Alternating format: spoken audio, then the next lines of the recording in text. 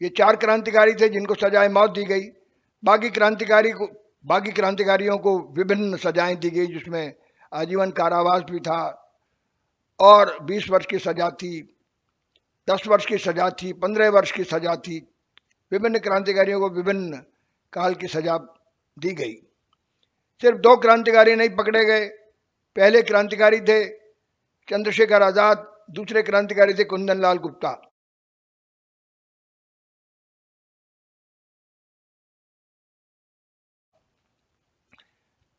इसके बाद ये दल नष्ट हो चुका था लगभग। इसको दोबारा खड़ा किया चंद्रशेखर आजाद ने। चंद्रशेखर आजाद की उम्र करीब करीब उस वक्त, जिस वक्त काकोरी कांड हुआ, बहुत कम थी, क्योंकि 1906 का उनका जन्म है और 1927 में ये दल पूरी तरह समाप्त कर दिया गया ब्रिटिश सरकार द्वारा। सभी क्रांतिकारियों को पकड़ा गया, सजाएं दी गई, सजाएं मौत दी गई। तो चंद्रशेखर आजाद फरार थे और उसी फरारी में भगत सिंह कानपुर पहुंचे थे। कानपुर पहुंचकर उन्होंने गणेश शंकर विद्यार्थी से बहुत सारी बातें सीखी। राधा मोहन गोकुल प्रसाद वहाँ थे, उनसे भी बहुत सारी समाजवाद की शिक्षा ली। सत्यभक्त हुआ करते थे, बाद में कम्युनिस्ट पार्टी के संस्थापक बने वो कानपुर में। ये वो लोग थे जो क्रांतिकारी आंदोलन में और मजदूर आंदोलन में सक्रिय थे।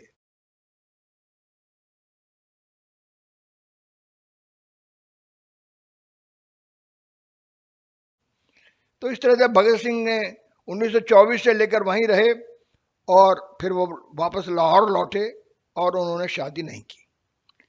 इसके बाद असेंबली में एक बम फेंकना था, जिसमें कि भगत सिंह ने बटुकेश्वर दत्त नामक एक क्रांतिकारी के साथ वो बम फेंका।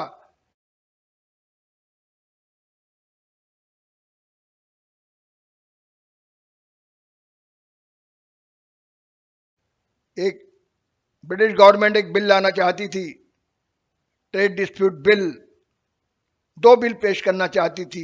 एक सिक्योरिटी को लेकर था, जिसमें कि बिना बिना किसी वारंट के, बिना किसी अदालती कार्रवाई के क्रांतिकारियों को और आज़ादी के दीवानों को बंद रखने की व्यवस्था थी, कारावास जेल में बंद रखने की व्यवस्था थी।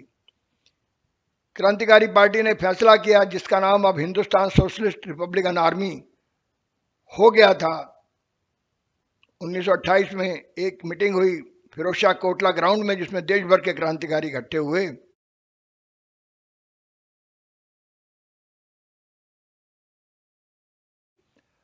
और जिसमें भगत सिंह के पहल पर, भगत सिंह की तकरीर के बाद, ये दल अब हिंदुस्तान रिपब्लिकन आर्मी से हिंदुस्तान सोशलिस्ट रिपब्लिकन आर्मी के रूप में परिवर्तित हुआ। इसने अपना अंतिम उद्देश्य आज़ादी के साथ हिंदुस्तान में समाजवाद की स्थापना को भी घोषित किया। यह एक बड़ा भारी बदलाव था। क्रांतिकारी आंदोलन में एक मील का पत्थर है वो फिरोज शाह कोटला की मीटिंग, जो कि भगत सिंह के ही इंस्टेंस पर, भगत सिंह की पहल पर समाजवाद को अपना लक्ष्य घोषित किया जिसने। इसके बाद 1928 की ही घटना है ये कि साइमन कमीशन 30 अक्टूबर को लाहौर आया और साइमन कमीशन का विरोध करने के लिए पूरे देश के कांग्रेस के लोग जगह जगह पर विरोध प्रदर्शन में शामिल हुए। लाहौर में भी कांग्रेस के विरोध प्रदर्शन का नेतृत्व लाला लाजपत राय कर रहे थे।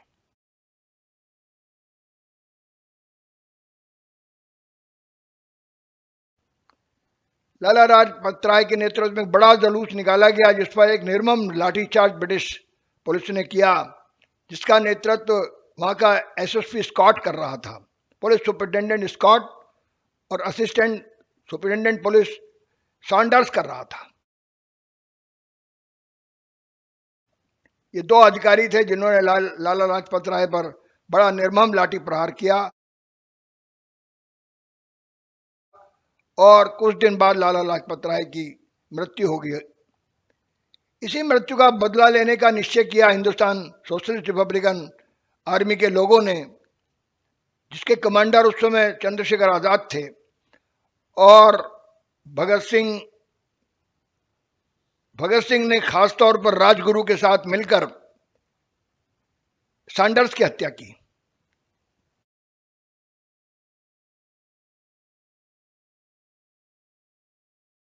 जो कि उस समय डिप्टी सुपरिटेंडेंट पुलिस था, उसको मार दिया।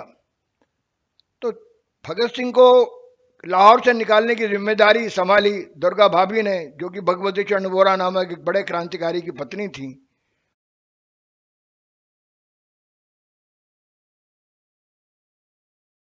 वो भगत सिंह की पत्नी बनकर और भगत सिंह अंग्रेज का भेष धारण करके, क्योंकि गोरे चिट्टे थे भगत सिंह, सर पर हैट लगाया, अंग्रेजी ड्रेस पहनी, और ये दोनों बहुत कामयाबी के साथ पुलिस की आंखों में धूल झोंकते हुए, ब्रिटिश पुलिस की आंखों में धूल झोंकते हुए कलकत्ता पहुंच गए। इसके बाद अंततोगत्वा लंबी कहानी है, बहुत बहुत बहुत विशद कहानी है, जिसका वर्णन हम पूरा का पूरा इस छोटे से वीडियो में नहीं कर पाएंगे। कुछ बिंदुओं पर, कुछ खास घटनाओं पर भी हम प्रकाश डाल रहे हैं भगत सिंह के जीवन की, भगत सिंह के विचारों पर भी हम लोग थोड़ा प्रकाश डाल रहे हैं कि भगत सिंह किस तरह सोशलिस्ट बने, किस तरह से वो मार्क्स और लेनिन के इन्फ्लुएंस में आए,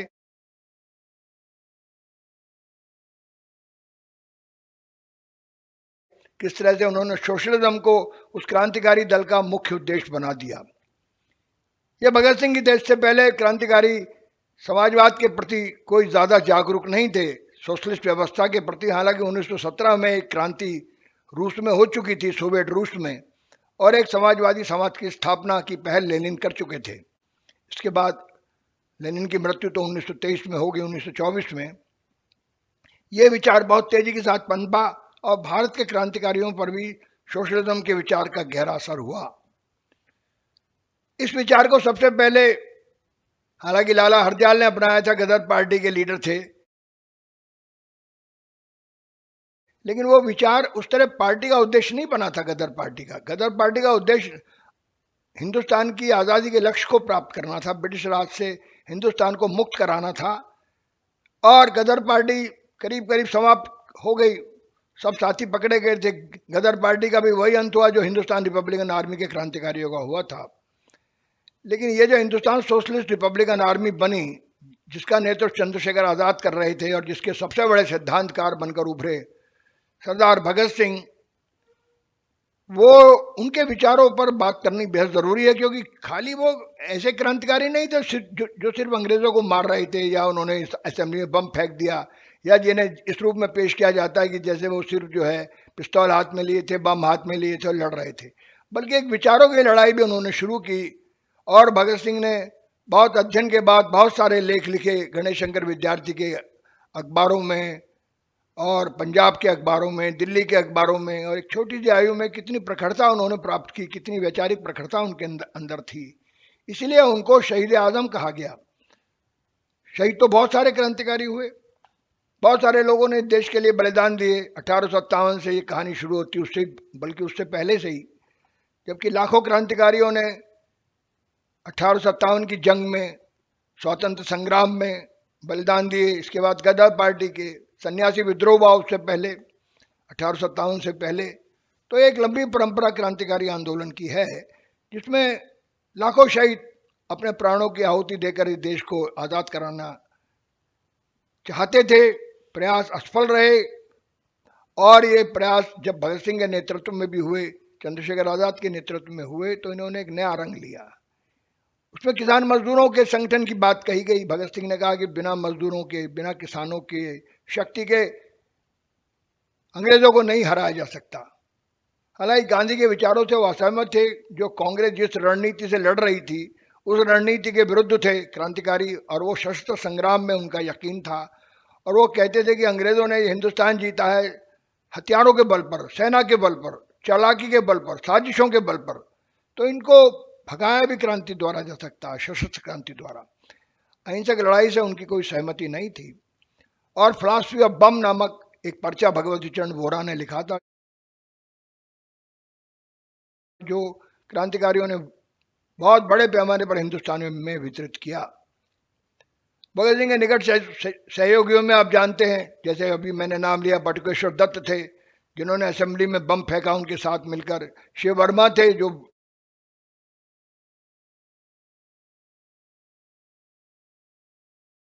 जो बड़े तेजस्वी क्रांतिकारी रहे। यशपाल थे।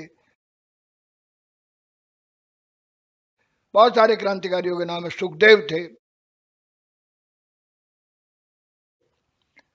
एक एक लंबी फहरिस्त है जिनकी सबका उल्लेख हम यहाँ नहीं कर सकते इस समय, लेकिन एक लंबी फहरिस्त है वो जो लाहौर कॉन्स्पिरेसी केस में जिन पर मुकदमा चला। पंडित किशोरी लाल भी एक बहुत बड़ा बड़ा नाम है उसमें, जो लाहौर में ही जिनकी मुलाकात चंद्रशेखर आजाद से हुई और वो क्रांतिकारी दल में यशपाल के माध्यम से आए। तो इस तरह के बड़े महान महावीर नाम के क्रांतिकारी थे। महावीर सिंह,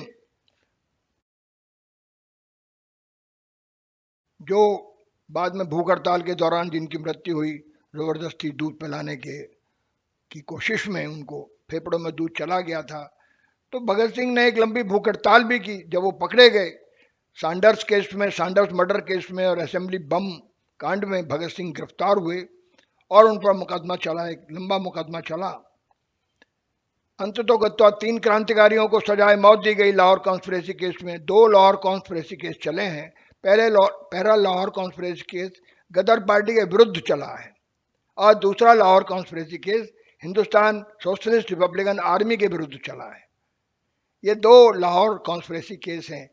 पहले वाले में भी लंबी सजाएं दी गई थी। लाहौर कॉन्स्पिरेसी केस में जो गदर पार्टी के लीडर थे करतार सिंह सराभा,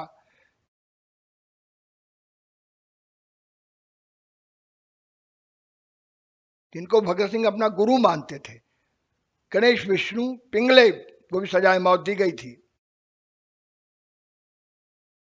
महाराष्ट्र के थे। और बहुत सारे क्रांतिकारियों में पृथ्वी सिंह आजाद थे, सचिन दास सान्याल थे, बहुत सारे उल्लेख करते हैं। भाई महावीर भाई जो है परमानंद थे। बहुत सारे क्रांतिकारी हैं गदर पार्टी के, जिनको लंबे आजीवन कारावास में भेजा गया। बहुत सारे वहाँ पर फना हो गए, बहुत सारे जिंदा लौट आए। लाला हरदयाल तो नहीं पकड़े गए। लाला हरदयाल तो अमेरिका में ही रहे और वहाँ से बाद में पेरिस चले गए थे फरार होकर।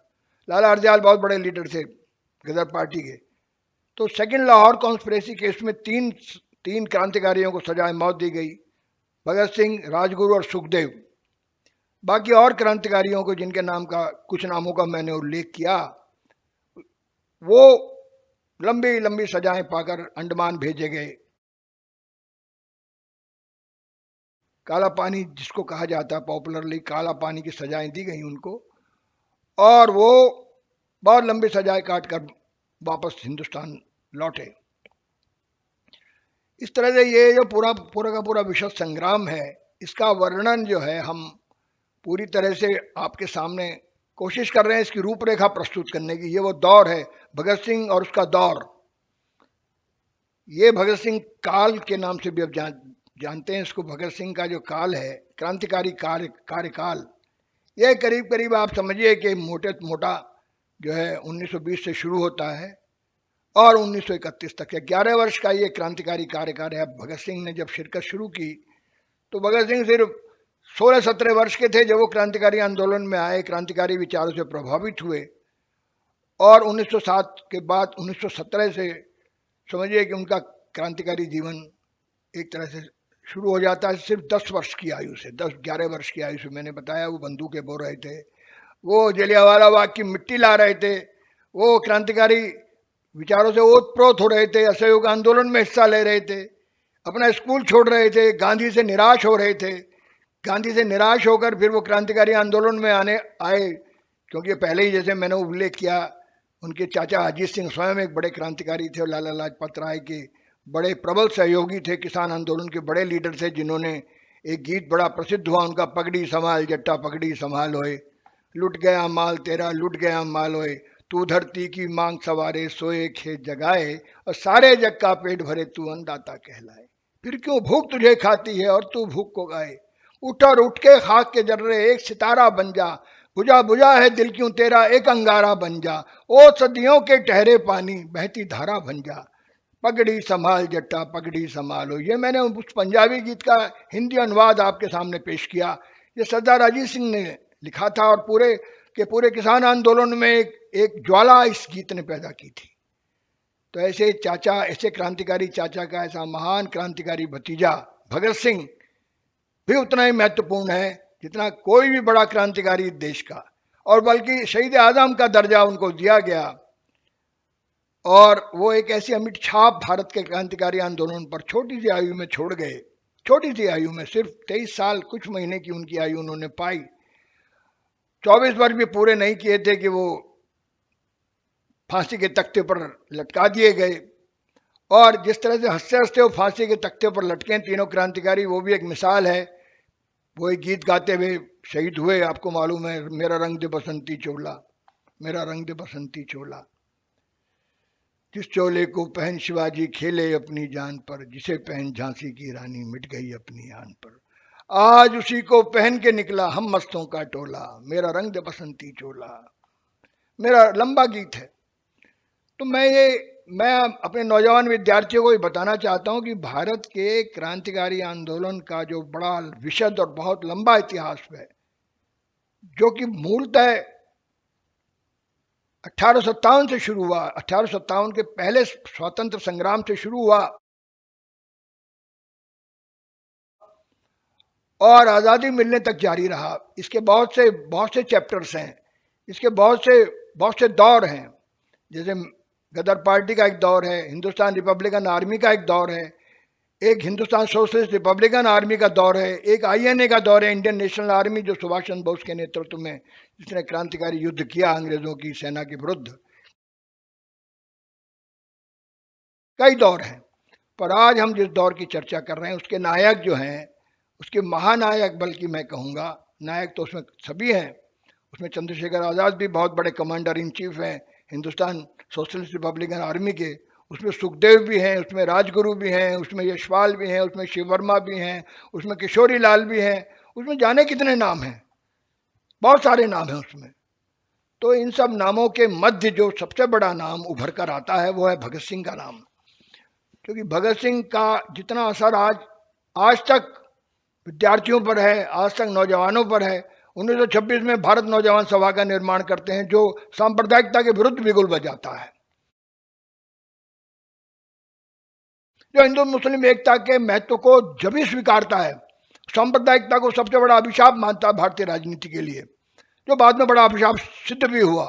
जिस तरह से बंटवारा हुआ, जिस तरह से अंग्रेजों ने मुस्लिम लीग के साथ साजिश कस के हिंदुस्तान के दो टुकड़े किए, एक पाकिस्तान बना, एक हिंदुस्तान बना, उसके पूरे संशय को, आशंका भगत सिंह को तभी थी क्योंकि सांप्रदायिक राजनीति की शुरुआत बाकायदा हो चुकी थी और भगत सिंह उस सांप्रदायिक राजनीति के विरुद्ध एक संग्राम शुरू कर चुके थे 1926 में।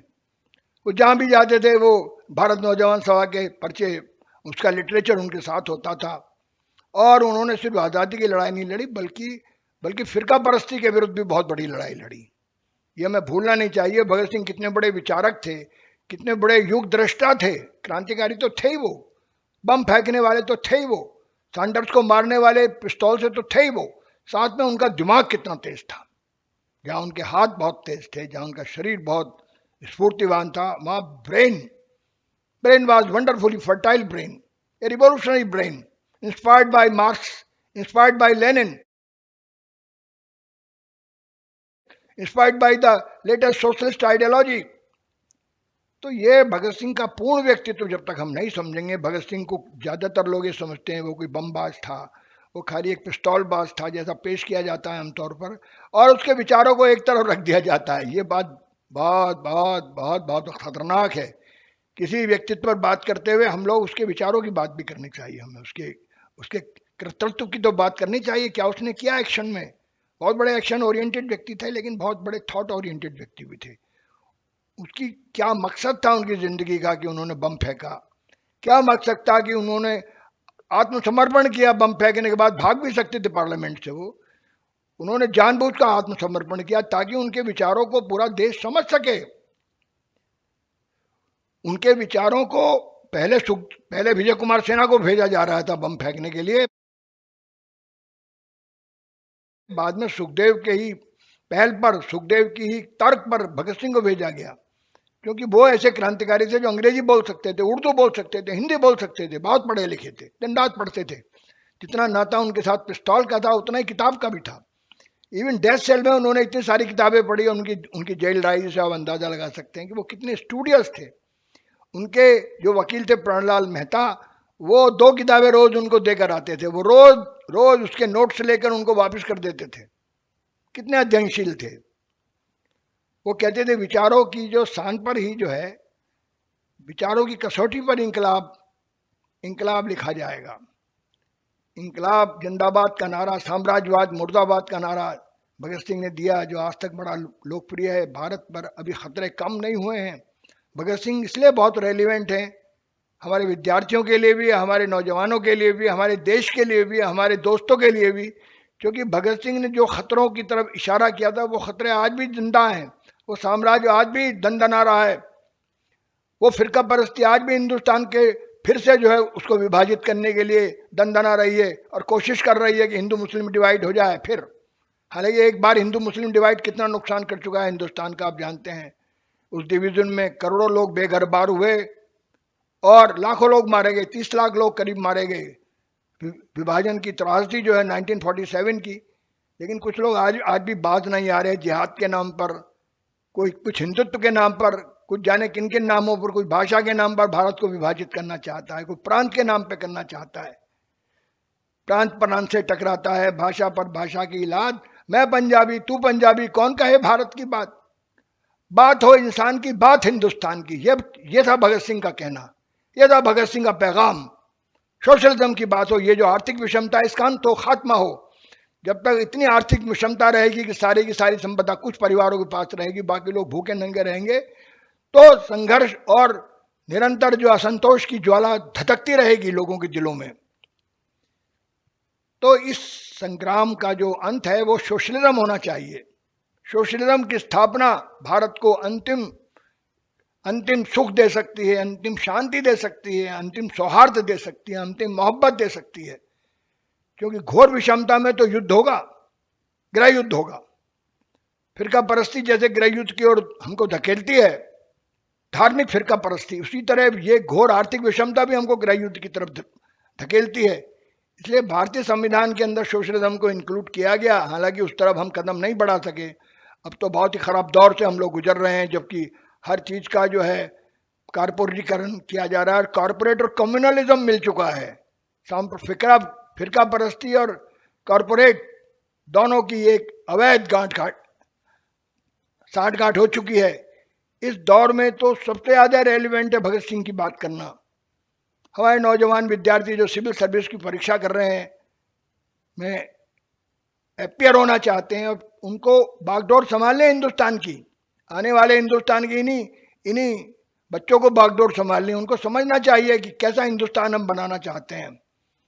वो क्रांतिकारियों के सपनों का हिंदुस्तान जिसके लिए लाखों लोग बलिदान हुए, वो बना नहीं है अभी।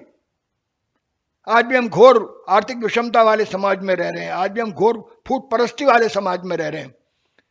वो संविधान का सपना जो हमारे क्रांतिकारियों के रक्त से बना है, भारतीय संविधान, जो कि उनके लिए बड़ा इंपॉर्टेंट सब्जेक्ट है सिविल सर्विसेज में भी, उसका स्वप्न साकार करने के लिए, उसके उद्देश्यों को साकार करने के लिए, जिसके प्रारंभ में लिखा है we the people of India, वो कैसा हिंदुस्तान बना है, हम भारत के लोग, तो वो दिशा भगत सिंह हमें देते हैं। वो पूरी क्रांतिकारी दिशा, वैचारिक तौर पर भी और एक्शन में भी, जहां जरूरत हो वहां गोली भी चलानी पड़ेगी, बम भी फेंकने पड़ेंगे, मजदूर किसानों को भी संगठित करना पड़ेगा। उन्होंने कहा था कि खतरनाक होगा ब्रिटिश काले अंग्रेजों से लड़ना।